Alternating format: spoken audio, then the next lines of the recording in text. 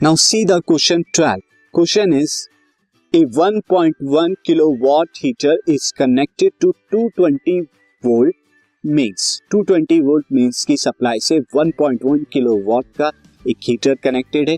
Calculate करना है the current flowing through the heater, resistance of the heater and the electric energy consume in kilowatt hour if the heater is used on an average 1 hour daily use किया जाता है in a month of 30 days. 30 days तक उसे use कर रहे हैं 1 our per day के हिसाब से। तो सबसे पहले यहां पर जो पावर रेटिंग दी हुई है, power rating is 1.1 kilowatt, that is 1100 what, और V जो दिया हुआ है वो 220 वोल्ट दिया है। अब फर्स्ट केस में जब आपको करंट निकालना है तो सिंस हम जानते हैं P जो होता है वो VI के इक्वल होता है, यहां से I जो आ गया वो P अपॉन में V आ गया, P अपॉन में V। नाउ अब आप पावर की जो है पावर को यहां पर लिख देंगे 1100 वोल्ट 220, ये कैंसिल आउट हो जाएगा और ये जो है 5 से डिवाइड होके 5 एम्पियर आपको करंट मिल जाएगा। अब आपको रेजिस्टेंस भी बताना है, तो रेजिस्टेंस के लिए आप जानते हैं कि पावर और रेजिस्टेंस के बीच में जो रिलेशन है वो मैं बता देता हूं।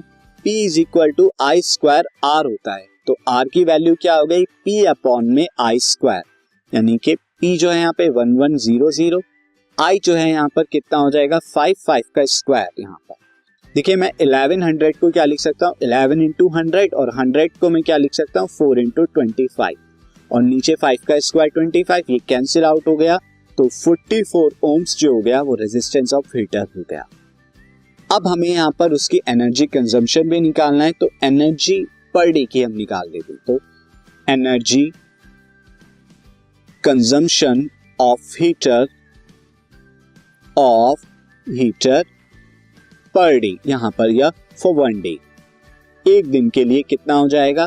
देखिए एक दिन में कितना होगा वो 1.1 किलोवाट आवर, एक दिन में 1 आवर चलाते हैं तो 1.1 किलोवाट आवर हो जाएगा।